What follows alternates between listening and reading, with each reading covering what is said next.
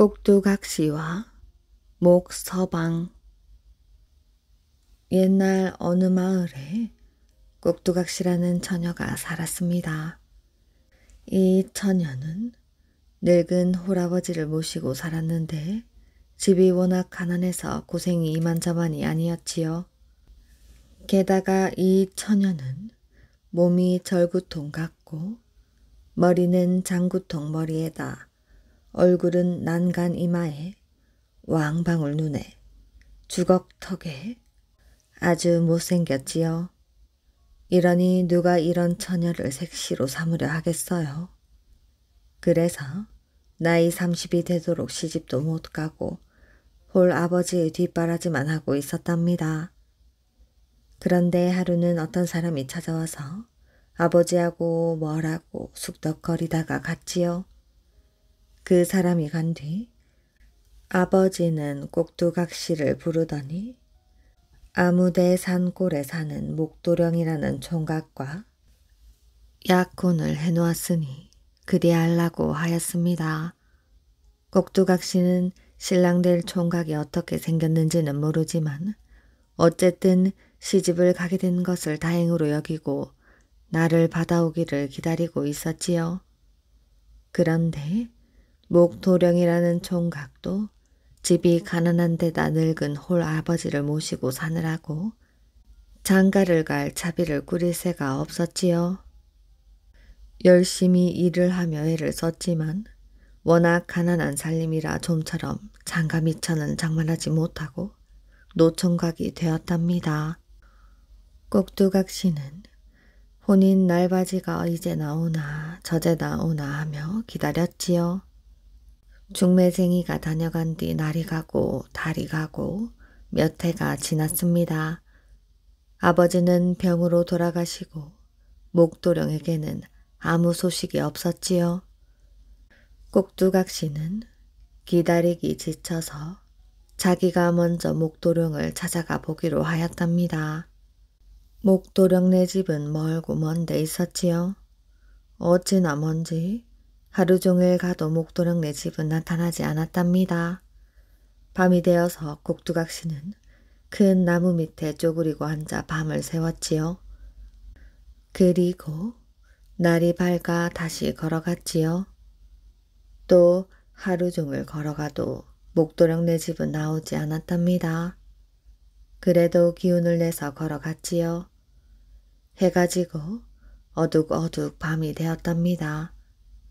또 하룻밤을 헌데서 세워야 하나 하고 큰 나무 밑으로 가서 잘 차비를 하다 문득 앞을 바라보았더니 불이 반짝반짝 비치는 집이 보였지요.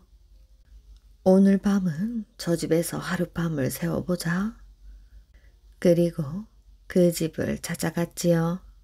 그 집은 몇 해나 지붕을 이지 않았는지 곧 쓰러질 것 같고 살인문도 없는 집이었습니다. 주인을 찾으니 컴컴한 불 밑에서 집신을 꼬돈 영감이 나왔지요. 지나가던 사람인데 하룻밤 자고 갈 수 없느냐고 물었답니다. 영감은 그러라고 했지요.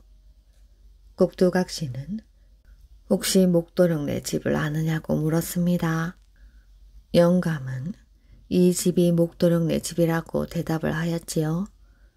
꼭두각시는 일어나서 그 영감에게 깍듯이 큰절을 하고 자기는 목도령과 혼인 말이 있는 꼭두각시인데 몇 해가 지나도 아무 소식이 없어서 이렇게 찾아왔노라고 말했습니다.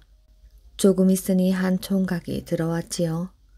한 팔은 축 늘어지고 다리까지 절룩거리는 총각이었습니다. 총각은 꼭두각시를 보고 반가워했지요. 곧 혼인하려고 했지만 살림살이가 통 펴지지 않아서 날바지조차 못 보내서 미안하다고 사과를 했지요. 총각네 집은 아무것도 없어 보기만 해도 가난이 줄줄 흘렀습니다. 꼭두각시는 그 집의 형편과 목도령이 팔다리를 쓰지 못하는 것을 보고 가엾은 생각이 들어 이 집 살림을 일으켜 주어야겠다는 생각이 났답니다. 꼭두각시는 그날부터 목도령과 내외가 되었지요.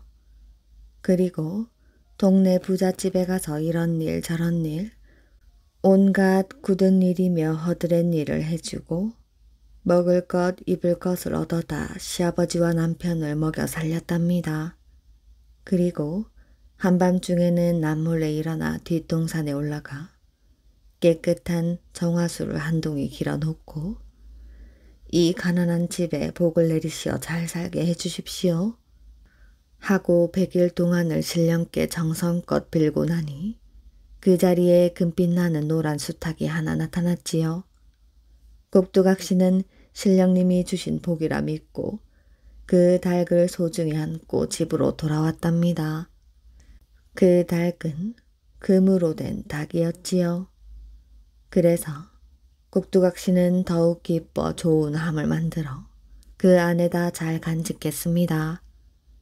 하루는 부잣집 영감이 꼭두각시네 집에 금닭이 있다는 소문을 듣고 찾아와 그것을 보자고 하였지요.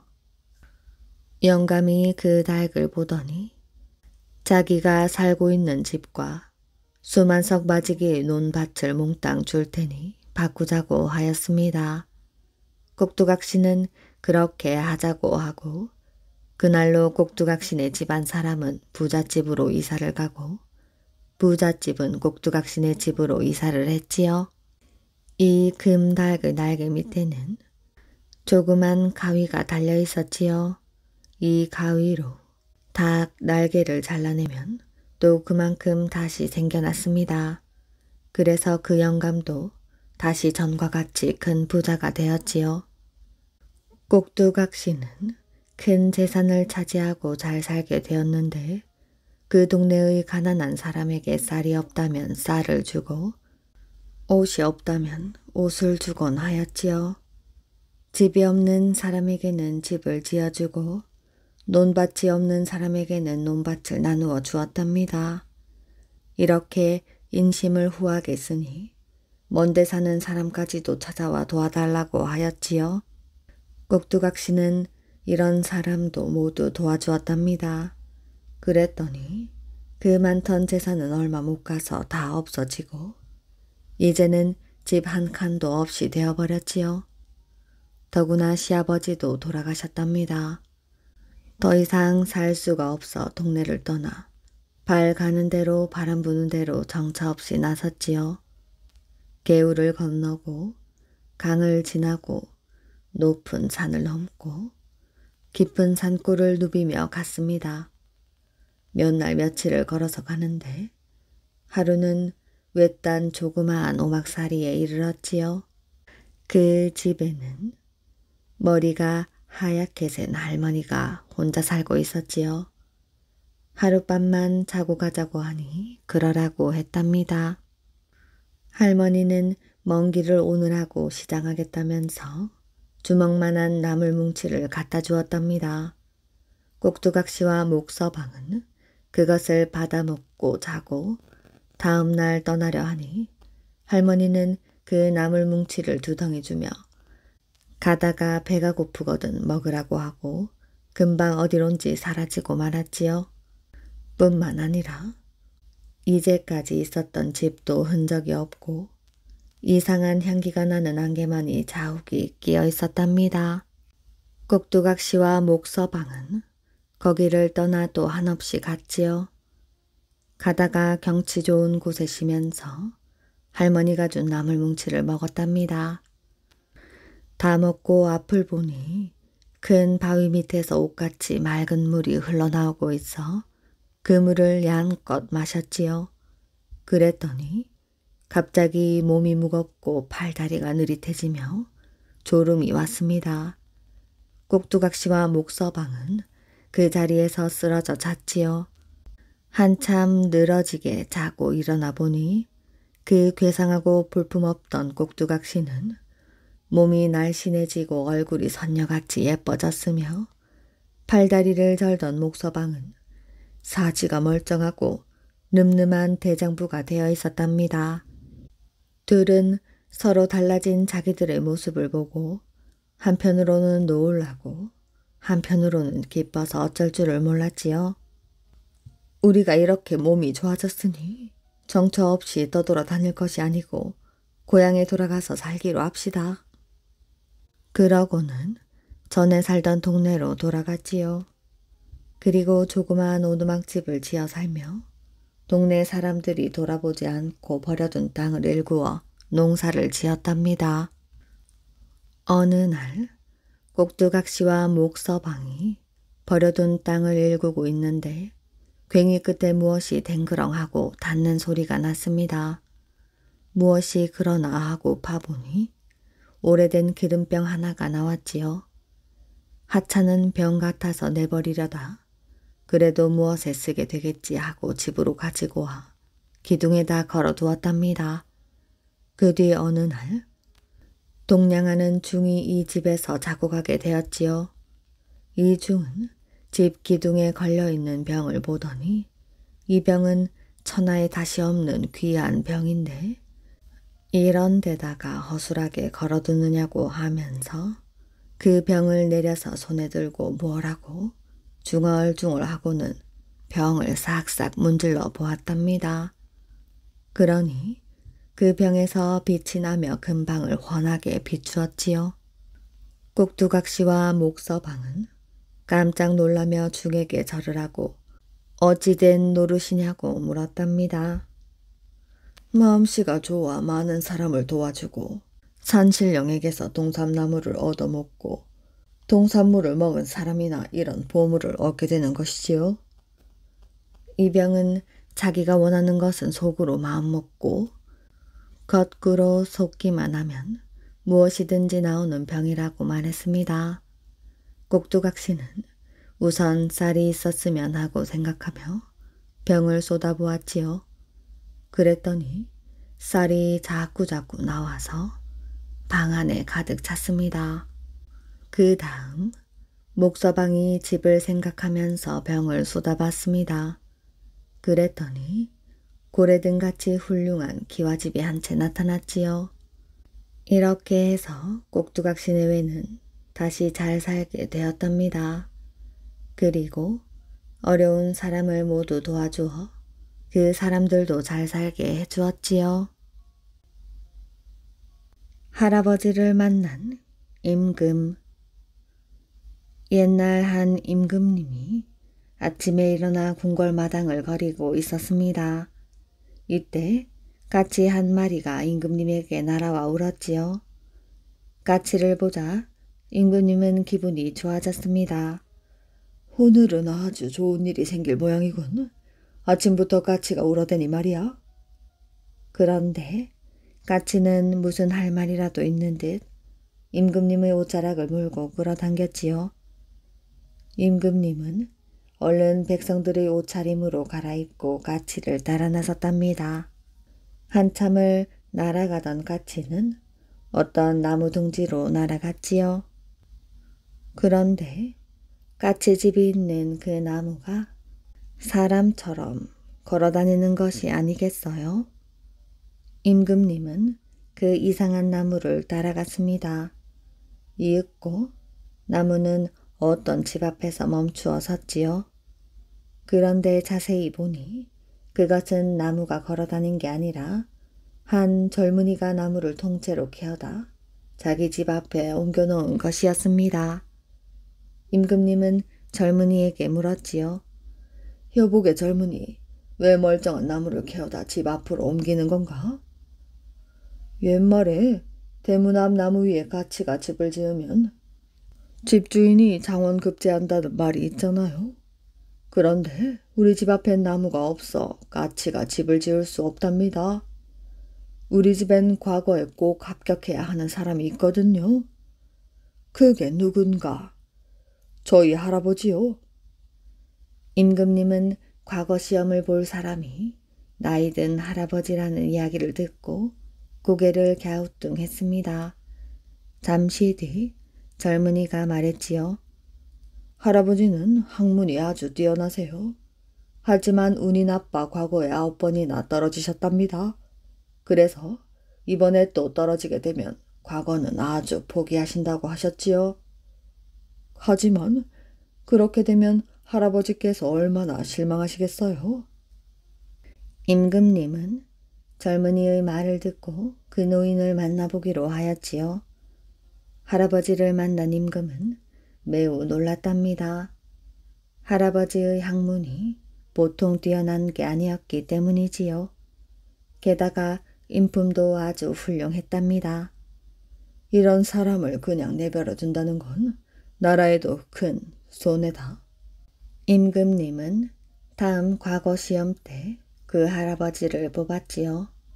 까치 덕분에 할아버지는 과거에 붙고 임금님은 훌륭한 신하를 얻은 셈이었습니다.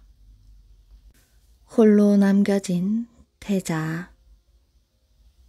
고구려 유리왕 때 왕은 도성을 졸본성에서 국내성으로 천도하고 개국 성지인 졸본성을 그대로 내버려 둘 수 없다 하여 둘째 아들 해명을 머무르게 하였답니다.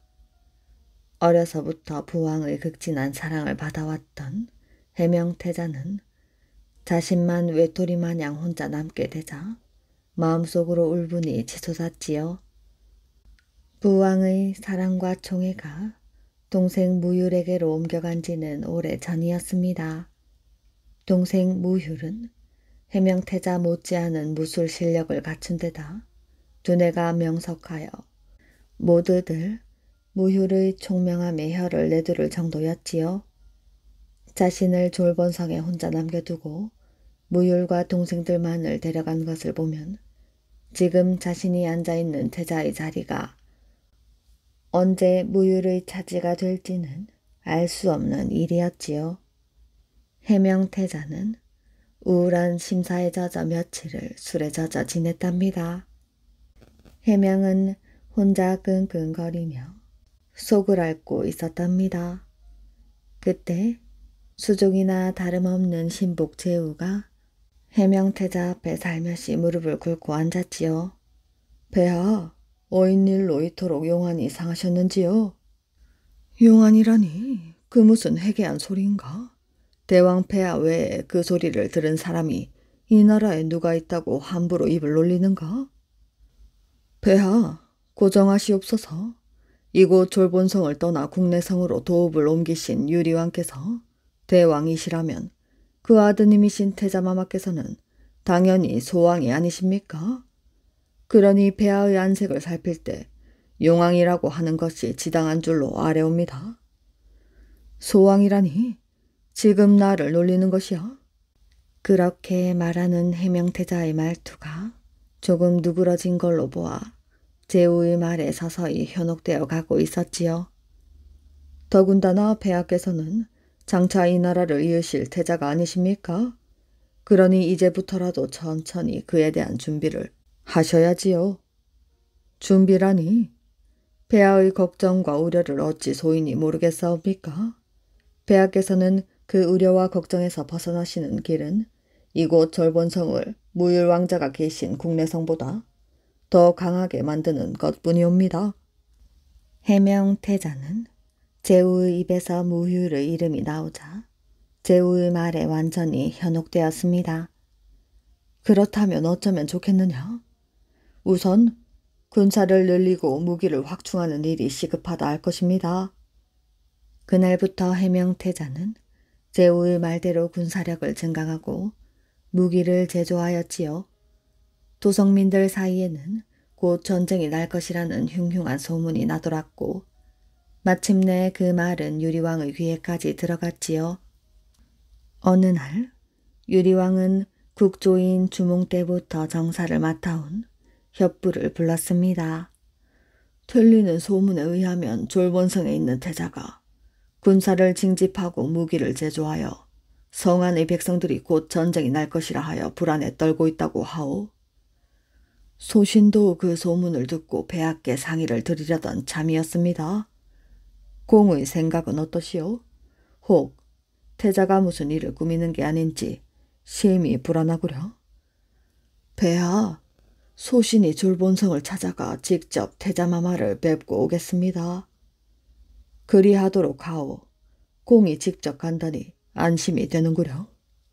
협부는 해명태자를 졸본성에 그대로 머무르게 하자고 유리왕께 간한 장본인으로 졸본성에서 지금 일어나는 일이 그것과 무관하지 않을지도 모른다는 생각을 하였지요. 그는 다음 날 일찍 졸본성을 향해 길을 떠났답니다. 다른 신하도 아닌 노신 협부가 직접 온다는 말을 듣고 해명태자는 은근히 걱정이 되었지요. 자칫 잘못했다가는 자신의 본심이 드러날지도 모를 까닭이었답니다.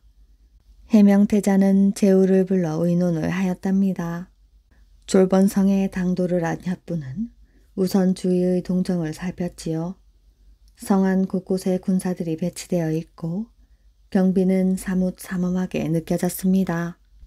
협부는 해명태자를 아련하고 문안 인사를 올렸지요. 해명태자는 협부의 인사를 받는 동안 슬픈 표정으로 한마디 말이 없었답니다. 이윽고 협부가 무릎을 꿇고 앉자 느닷없이 눈물을 흘리며 유리왕의 안부를 물었지요. 대왕 폐하께서는 안녕하시오? 예, 폐하. 협부의 대답에 해명태자는 아예 흐느끼며 말을 잇지 못하다가 다시 물었답니다. 무휼도 잘 있어? 예, 폐하. 협부는 해명태자가 눈물을 흘리는 모습을 바라보며 마음속으로 애처로운 생각이 들었지요. 폐하, 눈물을 거두옵소서. 협부는 해명태자가 부왕을 그리워하고 동생을 생각하는 정이 사무쳐 눈물을 흘린다고 생각을 하니 그 마음이 갸륵하고 예뻤지요. 그러나 협부의 생각과는 달리 해명태자는 제후의 잔기에 따라 연극을 하고 있었습니다. 그런 줄은 까맣게 모르는 협부는 그저 해명태자가 불쌍하다고만 여겨 자신이 졸본성에 온 까닭에 대해서는 한마디 말도 꺼내지 못하였지요. 그러나 해명태자의 연극은 그것으로 끝나지 않았습니다. 그날 저녁 협부를 위한 연회가 한창일 무렵 갑자기 도성 안에 북소리가 요란하더니 이어 요란한 발굽소리가 대궐을 울렸답니다. 무슨 일이냐? 폐하, 큰일 났사옵니다. 지금 황룡국 군사들이 또 국경을 넘어왔사옵니다. 뭐라? 저런 죽일 놈들이 또? 해명태자의 말이 끝나기가 무섭게 연회에 참석했던 신하들은 우르르 떼를 지어 밖으로 나갔지요. 해명태자는 놀라 서 있는 협부에게 말을 했습니다. 안심하고 자리에 앉으시구려. 요즘 들어 황룡국 군사들의 침입이 잦아 한시도 마음 편할 날이 없소. 그래서 내 그동안 새로이 군사를 징집하고 무기를 만들어 적의 침략에 대비하고 있었으니 그리 크게 걱정하지 않아도 될 것이요. 폐하의 고생이 이만저만이 아니십니다. 협부는 해명태자가 든든하게 느껴졌습니다. 뿐만 아니라 소문이 사실이 아니라고 여기며 해명태자를 믿어 의심치 않았지요. 다음날 협부는 국내성으로 돌아가 유리왕께 자신이 보고 겪은 모든 일들을 상세하게 아뢰었습니다. 유리왕은 해명태자를 기특하게 여겨 큰 상을 내렸지요. 해명태자와 제후는 자신들의 속임수에 넘어간 협부를 비웃으며 이제는 아예 대놓고 군사력을 증강시키고 무기를 만들었지요. 한편 졸본성의 기세가 갈수록 강해지자 불안감을 느낀 황룡국의 국왕은 신하들과 나라의 앞니를 두고 근심에 잠겼습니다. 졸본성의 위세가 갈수록 강해지니 장차 이를 어쩌면 좋단 말이오? 황룡국 왕의 단식에 한 신하가 나서 아뢰었습니다. 소신이 졸본성으로 가서 해명태자의 의중을 한번 떠보겠사옵니다. 황룡국의 왕은 신하에게 왕실 대대로 내려오는 보물인 큰 활을 건네주었습니다. 국왕의 명을 받은 신하는 곧 졸본성으로 향했지요. 졸본성에 도착한 황룡국의 신하는 성 곳곳에서 심상치 않은 기운을 느꼈답니다. 해명태자를 아련한 황룡국 신하는 국왕의 예물인 활을 바치면서 말을 했지요. 태자마마, 소국의 왕께서 드리는 선물이옵니다. 해명태자는 황룡국에서 사람이 온다는 것을 알고 미리 제우와 대책을 마련해 놓았습니다. 제우는 황룡국을 쳐서 자신들의 힘을 한번 시험해 보자고 해명태자를 부추겼지요. 이기면 해명태자의 명성이 더 높아질 것이요. 만약 전세가 불리할 경우에는 국내성의 유리왕에게 원군을 요청하면 될 것이니 황룡국의 신하에게 겁을 주어 되돌려 보내라고 감언이설을 늘어놓았지요.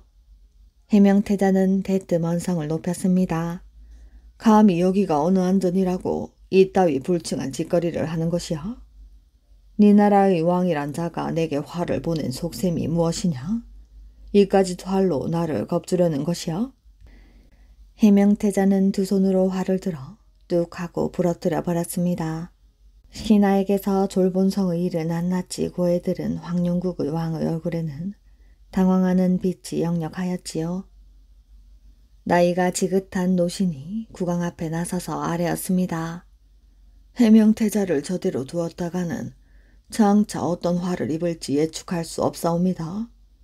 그렇다고 우리가 나서 해명태자를 상대하기는 어렵사오니 해명태자의 방자함을 부왕인 유리왕에게 알려 부자지간이 해결토록 하는 것이 좋을 것이옵니다. 황룡국의 국왕은 신하의 말을 받아들여 국내성으로 사신을 보내 유리왕에게 그간의 일들을 모두 아뢰었습니다. 처음에는 황룡국 사신의 말을 고지 듣지 않던 유리왕은 해명태자를 시험해 볼 요량으로 3명의 신하를 각기 다른 날의 졸본성으로 보내어 황룡국 사신의 말의 진위 여부를 염탐해 보았지요. 모든 것은 사실로 판명이 났습니다. 유리왕은 대노하여 자신의 보검을 황룡국 사신에게 주며 해명태자를 죽이라고 명을 하였지요. 황룡국 사신은 보검을 가지고 부랴부랴 자신의 나라로 돌아와 왕을 아련하고 유리왕의 명을 전하였습니다. 황룡국의 국왕은 이번에도 입장이 난처하게 되었지요. 해명태자를 죽이려 했다가 자칫 잘못하여 실패하는 날에는 대번에 군사를 일으켜 황룡국을 치려할 것이고 만약 성공했다 해도 일국의 태자를 죽였다고 나중에 고구려가 어떤 꼬투리를 잡을지 알 수 없는 일이었지요. 황룡국이 이런 고민에 빠져있을 무렵 졸본성에서는 해명태자의 진노가 불같이 일고 있었습니다. 뭐라? 대왕 폐하께서 나를 죽이라 하셨다는 게야? 그러옵니다. 이럴 수가. 해명태자는 분노로 온몸을 사시나무 떨듯 떨었습니다. 그때 제우가 말을 했지요. 일이 이렇게 된 이상 국내성을 칠 수밖에 없는 상황입니다. 더 이상 지체하셨다간 폐하께서 오히려 불리하실 것이옵니다. 융단을 내리옵소서. 대왕 폐하께서 자식인 나를 죽이려 한 이상 이제 핏줄의 정은 끊어졌다. 해명태자는 군사들을 전투태세에 임하게 하고 국경의 경비를 더욱 철통같이 하였지요. 황룡국을 드나드는 자들은 남녀노소를 막론하고 잡아들이라 명하였습니다. 그러던 어느 날 황룡국 대신의 딸인 옥무가 산에 제를 지내러 가기 위해 국경을 넘다가 해명태자 앞에 잡혀오게 되었지요. 옥무의 아리따운 미모에 반한 해명태자는 넋을 잃을 지경이었으나 황룡국 대신의 딸이라 함부로 범할 수 없는 노릇이었답니다. 해명태자는 옥무를 별당에 가두고 기쁜 마음으로 신하들과 술잔치를 벌였답니다. 내심 옥무에 대한 마음이 사뭇 뜨거웠던 것이지요. 잔치가 한창일 때 국내성에서 유리왕에게 보낸 신하가 당도를 했습니다. 신하는 유리왕의 어명이 적힌 직서를 해명태자 앞에서 큰 소리로 읽었지요. 무릎을 꿇고 앉아 어명을 받드는 해명태자 이마에 땀이 비오듯 흘렀답니다. 이윽고 유리왕의 직서가 끝나자 해명태자는 자리에서 일어나 국내성이 있는 곳을 향해 큰 절을 올렸지요. 말을 대령하라. 해명태자의 말에 군사들 중 한 명이 태자의 말을 끌고 왔답니다. 말 위에 탄 해명태자는 창을 휘두르며 말을 달렸지요. 그러기를 몇 번. 해명태자는 어느 순간 땅에 창을 거꾸로 꽂더니 말을 달리다 순식간에 그 창 위로 몸을 날렸습니다. 해명태자의 나이 꽃다운 21살이었지요.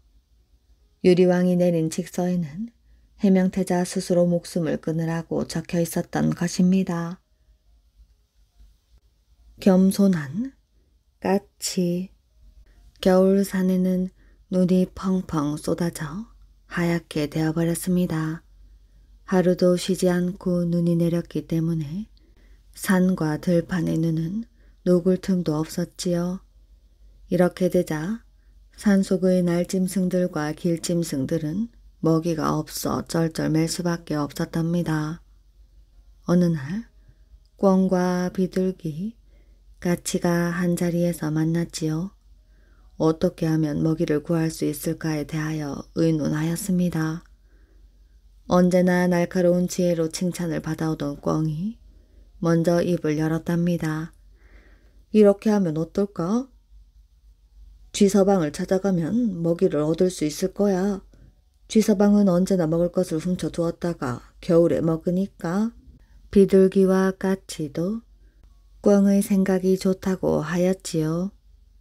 꿩이 맨 먼저 쥐서방의 집을 찾아가기로 하였답니다. 쥐서방의 집은 들판 바위 쪽에 있었지요.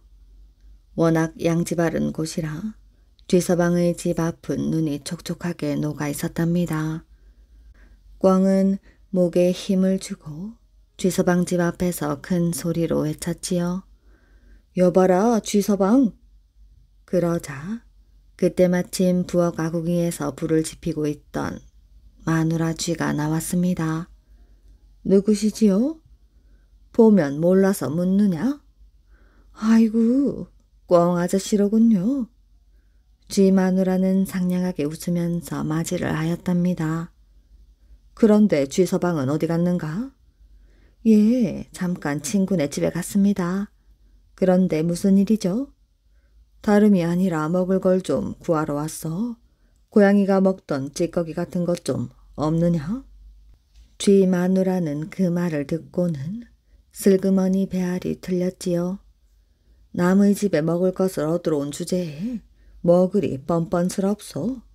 음식이 썩어 없어져도 줄 수 없어. 쥐 마누라는 들고 있던 부지깽이로 꿩의 뺨을 후려쳤습니다. 부지깽이는 정통으로 꿩의 뺨에 맞았지요.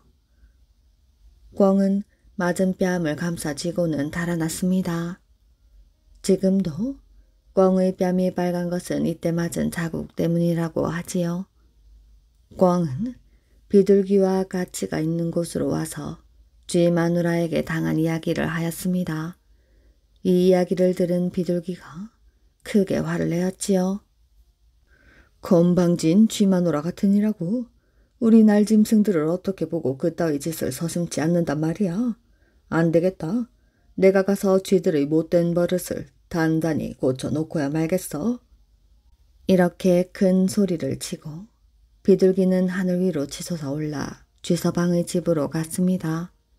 쥐 마누라. 누구요? 나다, 비둘기야. 왜 왔지요?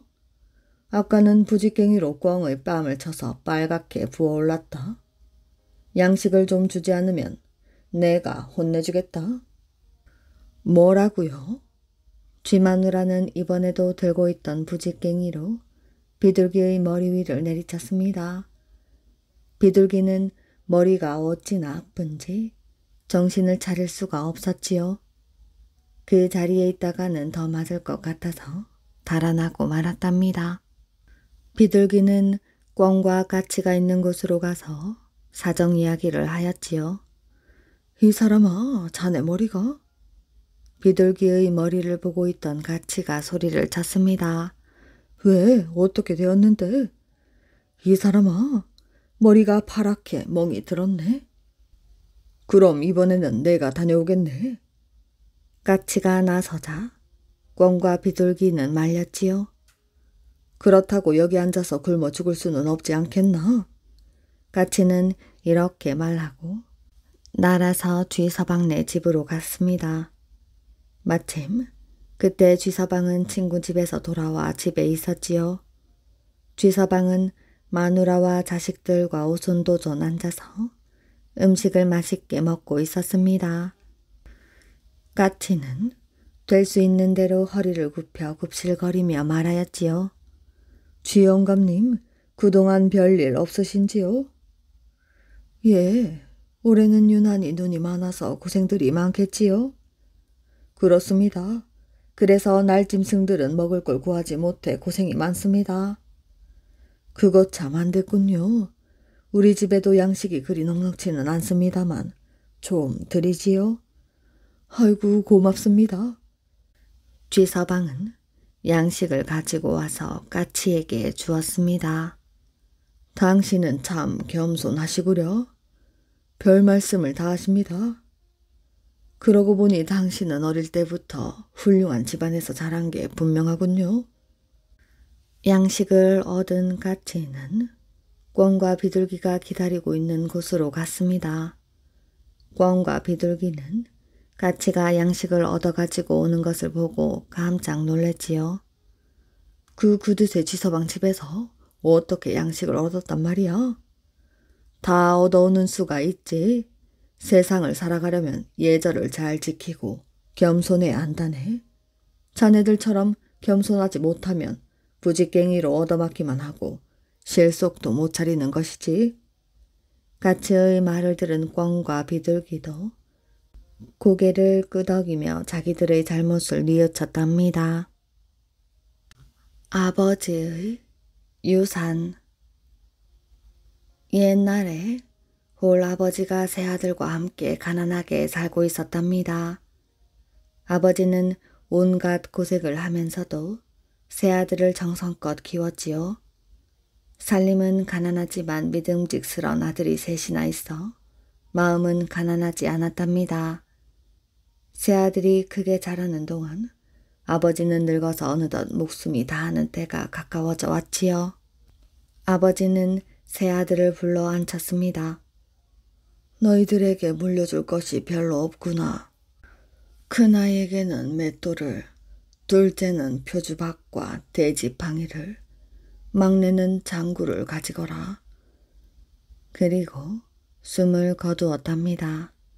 세 아들은 아버지의 장례를 치르고 아버지가 남긴 말씀대로 유물을 나누어 가졌지요.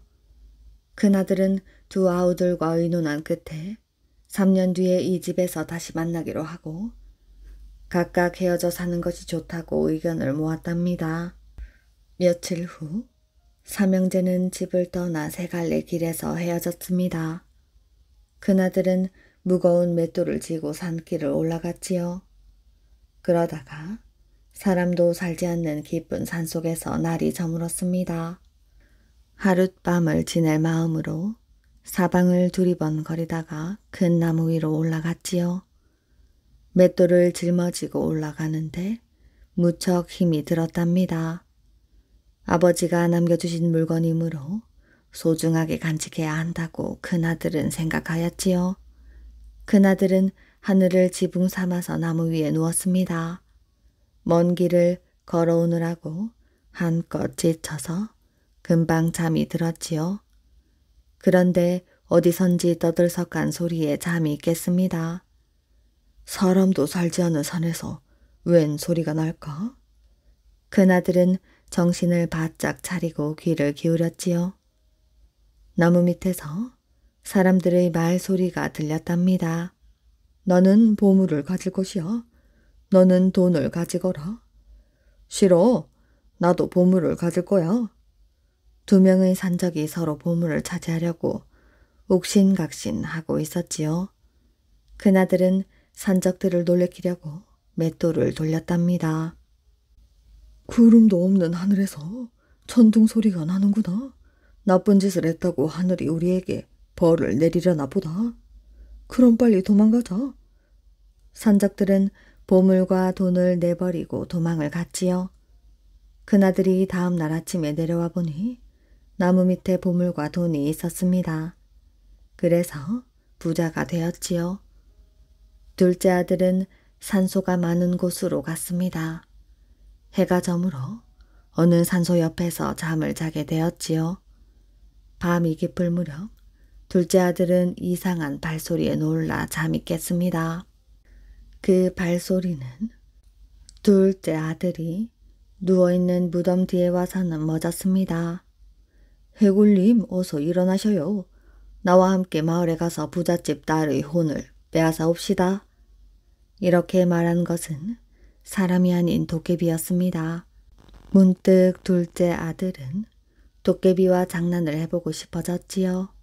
그래서 알겠네. 아까부터 자네를 기다리고 있었지. 하고 말을 했습니다. 그러자 도깨비는 해골님의 목소리가 이상하네요. 웬 사람 냄새가 이렇게 나지요? 하고 코를 킁킁거렸습니다. 오늘은 몸이 불편하여 목소리가 변했지. 그리고 사람 냄새는 어저께 만든 옆 산소에서 나는 걸세. 아니요요. 믿지 못하겠어요. 둘째 아들은 표주박을 불쑥 내밀었지요. 도깨비는 표주박을 쓰다듬었습니다.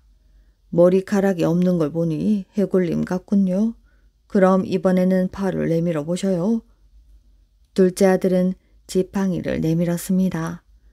팔이 매우 가늘군요. 해골님이 틀림없어요. 날이 새기 전에 어서 마을로 가시지요. 도깨비는 비로소 의심을 풀고 갈 길을 재촉하였습니다. 둘째 아들은 도깨비와 함께 마을로 내려왔지요. 도깨비는 부잣집 앞에 이르자 해골님, 여기서 기다리셔요. 제가 들어가서 이 집 딸의 혼을 빼앗아 오겠어요. 하고 집 마당을 넘었지요. 잠시 후 도깨비가 다시 담장을 넘어왔습니다. 혼을 가져왔나? 예, 여기 있지 않아요? 도깨비는 어깨를 으쓱하며 손에 가진 것을 보였습니다. 혼을 손에 가지고 있으면 잃어버리기 쉬우니 이 자루 속에 넣게. 둘째 아들은 허리에 찬 자루를 벌렸지요. 도깨비는 손에 쥔 혼을 조심스럽게 자루 속에 넣고 단단히 일렀습니다. 혼이 달아나지 않게 꼭 잡아매셔요. 둘째 아들은 도깨비와 산소로 돌아왔지요. 도깨비가 자루 속에서 혼을 꺼내려 하는데 마을에서 첫 닭이 우는 소리가 났습니다. 도깨비는 날이 밝기 전에 도깨비 굴로 돌아가야 하지요. 도깨비는 얼른 달아났답니다. 날이 밝았지요. 둘째 아들이 마을의 부잣집으로 가니 그 슬픈 울음소리가 들렸답니다. 마을 사람들이 집 앞에 모여 웅성거리고 있었지요. 정말 이상한 일이야. 아프지도 않은 사람이 잠을 자다가 죽다니 기가 막히는군. 부잣집 식구들은 더욱 슬프게 울었답니다. 둘째 아들은 부잣집 주인에게 가서 말을 했지요. 제가 그 아가씨를 살릴 수 있습니다. 그랬더니 주인은 둘째 아들의 손을 잡고 말을 했습니다. 내 딸만 살려주신다면 당신이 원하는 것을 모두 들어주겠소. 둘째 아들은 주인과 함께 안으로 들어갔지요. 시체가 있는 방에 이르러서는 다른 사람들은 멀리 떨어져 있게 하고 혼자 안으로 들어가 문을 잠갔습니다. 그리고 마음을 가라앉힌 다음 옆구리에 찬 자루를 끌어서 그 주둥이를 시체의 코 밑에 대었습니다. 잠시 후 죽었던 처녀가 움직이더니 기지개를 커며 눈을 번쩍 떴지요. 둘째 아들은 문을 활짝 열고 들어오라고 외쳤지요. 밖에서 기다리던 주인이 들어와서는 딸이 살아난 것을 보고 아주 기뻐했답니다. 주인은 자기 딸을 아내로 삼아달라고 말을 했지요. 그래서 둘째 아들은 부잣집 딸과 혼례를 올렸습니다. 한편 아버지에게서 장구를 물려받은 막내 아들은 어느 경치 좋은 곳에서 장구를 치며 노래를 부르고 있었습니다. 흥겨운 가락이 산과 들로 퍼져나갔지요. 그러자 숲속에서 호랑이 한 마리가 나와서 장구 소리에 맞춰 덩실덩실 춤을 추었답니다. 막내 아들은 흥에 겨워서 무서운 줄도 모르고 열심히 장구를 쳤지요. 호랑이는 막내 아들이 이리저리 움직일 때마다 따라다니며 춤을 추었답니다. 한참 춤을 추는 사이에 막내 아들과 호랑이는 마을로 가는 길까지 와 있었습니다. 마을 사람들이 장구 소리를 듣고 몰려 나왔지요. 정말 재미난 구경거리가 벌어졌군. 구경을 하려면 구경값을 주어야지. 마을 사람들은 앞을 다투어 돈을 던져주었지요. 마을로 내려가니 더 많은 사람들이 몰려들었습니다. 호랑이는 좀처럼 막내 아들 곁을 떠나려 하지 않았지요. 호랑이가 장구 소리에 맞춰 춤을 춘다는 소문이 임금님의 귀에까지 들어갔습니다. 임금님은 막내 아들과 호랑이를 궁궐로 불러 춤을 추게 하였지요. 임금님은 그 춤을 다 보고 난 뒤 말을 하였습니다. 호랑이와 장구를 내게 팔지 않겠는가? 호랑이는 팔 수 있으나 장구만은 안 됩니다. 비록 하찮은 물건이나 돌아가신 제 아버님이 물려주신 것이므로 소중히 아끼고자 합니다. 막내 아들은 이렇게 말을 했지요. 아주 많은 돈을 주겠다. 그래도 안 되겠는가? 막내 아들은 목숨을 내놓는 일이 있더라도 아버지의 유물인 장구만은 안 된다고 말을 했습니다. 임금님은 막내 아들의 효성에 감격하여 호랑이와 장구를 살 것을 포기하고 상금을 넉넉히 주었지요. 3년이 지나고 약속한 날짜가 돌아왔습니다. 삼형제는 옛집에 모여 지난 일을 이야기하며 아버지가 물려주신 물건들이 세상에서 가장 값진 것이었다고 즐거워하였답니다. 힘이 세지는 물. 옛날 곽산 끝에 망일봉이라는 산밑 동네에 전강동이라는 사람이 살고 있었답니다.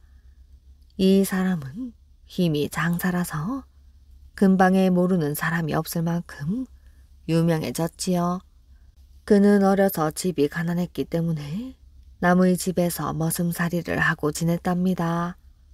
나이 16살이 되었을 때 어떤 절에 가서 허드렛 일을 하고 틈틈이 글을 배웠지요. 이 절의 중들은 모두 힘이 세어 100근짜리 철봉을 마치 작대기 다루듯 마음대로 휘두르는 중들이었습니다. 그래서 정강동은 저 중들이 모두 어째서 저렇게 힘이 셀까 하고 이상스럽게 생각을 하고 있었지요. 그런데 가만히 보니 중들은 밤중이 되면 모두 어디를 갔다 오곤 했습니다. 그래서 어느 날 밤 정강동은 몰래 뒤를 따라가 보았지요.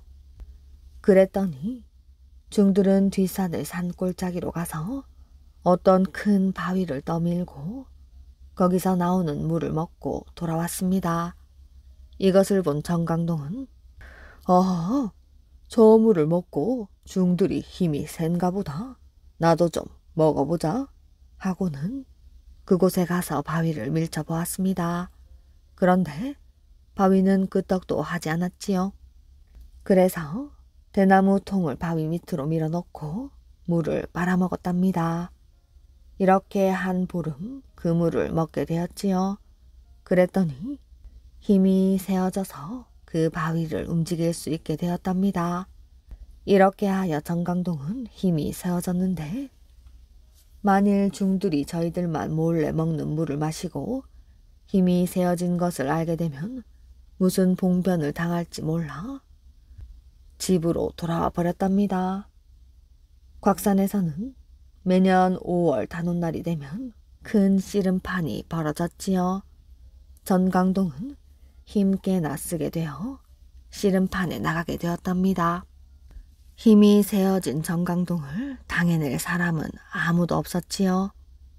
그 뒤로 그는 씨름꾼으로 나서 이웃 고를 돌아다니며 판을 쳤습니다. 그래서 정강동을 모르는 사람이 없게 되었지요.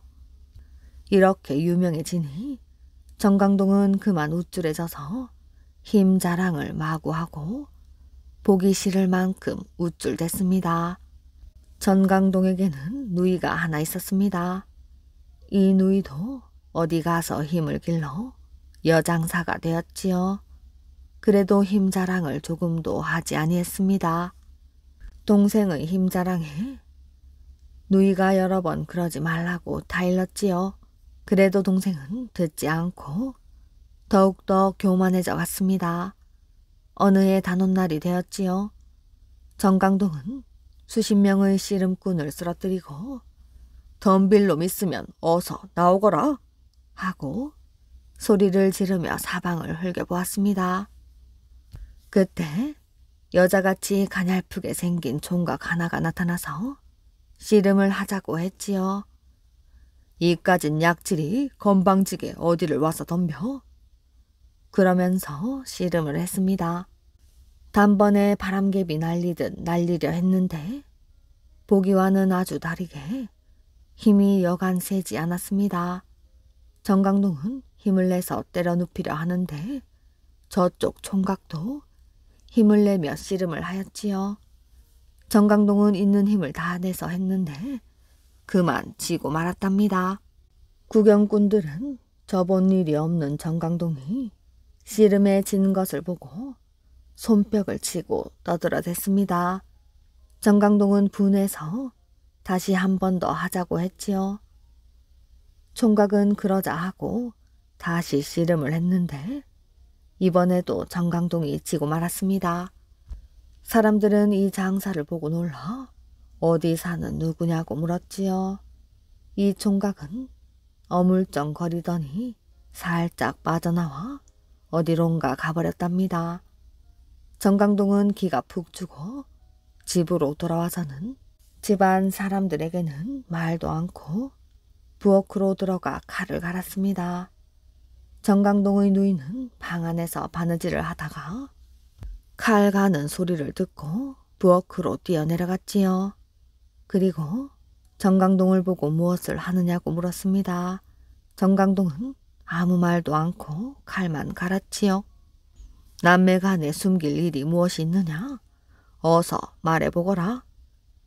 그러니 정강동은 씨름판에서 한 번도 져본 일이 없어 자기가 천하에 제일 가는 장사인 줄만 알았는데 오늘은 어떤 조그만 놈한테 져서 살 맛이 없어 죽으려 칼을 간다고 말을 했습니다.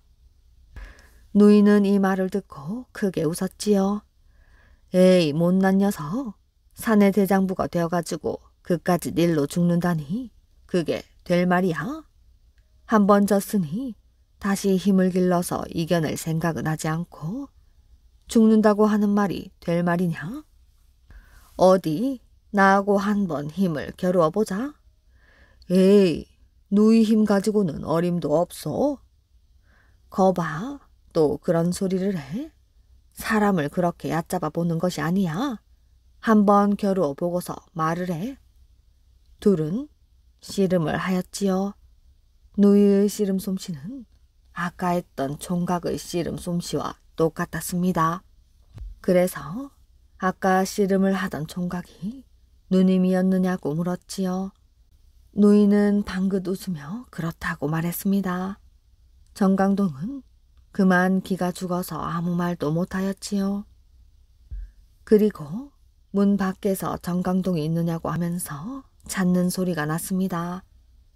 누이가 나가보니 우락부락하게 생긴 중 대여섯 명이 버티고 서 있었지요. 누이는 어찌 왔냐고 물었습니다. 중들은 정강동이 힘이 장사라는 말을 듣고 힘을 좀 겨루어 보려고 왔다고 했습니다. 누이는 이 말을 듣고 그러셔요. 강동이는 지금 일갓집 잔치에 가고 없는데 사흘 뒤에는 돌아올 것입니다. 그때 다시 와보시지요. 중들은 할 수 없이 그냥 갔습니다. 누이는 안으로 들어와 정강동이를 보고 가리대 중들이 너하고 씨름하겠다는 것을 도로 돌려보냈다고 했습니다. 정강동은 왜 돌려보냈느냐고 분해했지요. 분해할 것 없어. 네가 그놈들하고 쓸데없이 씨름을 하여 지든지 하면 그런 창피가 어디 있어. 그런 놈들은 꾀를 써서 꼼짝 못하게 하는 것이 상책이야. 하면서 타일렀지요. 그리고 큰 바위를 날라다가 대문간에 매달았습니다. 그리고 사흘 뒤 그 가리대 중들이 다시 왔지요. 누이는 그 중들을 보고 내 동생은 어제 돌아왔습니다. 그런데 지금 이웃에 갔으니 조금 있으면 돌아올 거예요. 거기서 잠깐 기다리시지요. 하고 말을 했습니다. 중들은 마루 끝에 걸터 앉아 정강동이가 돌아오기를 기다렸습니다. 그러다가 대문간에 매단 큰 바위를 보고 저 바위는 뭐하는 바위냐고 물었지요. 저 바위는 강동이 밥을 먹은 뒤 머리로 받아보는 바위예요. 처음에는 꽤 컸는데 자꾸 깨져서 지금은 저만하게 됐습니다. 하고 말을 했습니다. 중들은 이 말을 듣고 어디 강동이가 돌아올 때까지 우리도 한번 저 바위를 받아보자 하고서 하나씩 그 바위를 머리로 받아보았지요.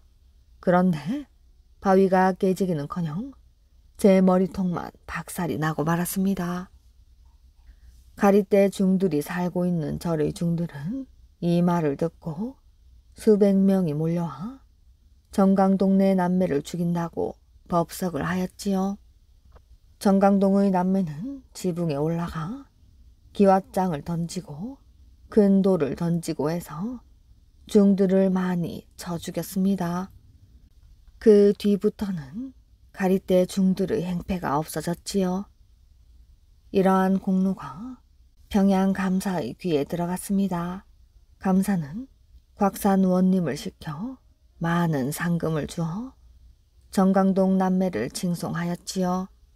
정강동은 그 뒤 공부도 많이 하고 글도 많이 배워 나라에 난리가 나면 언제나 먼저 나서서 큰 공을 세웠습니다.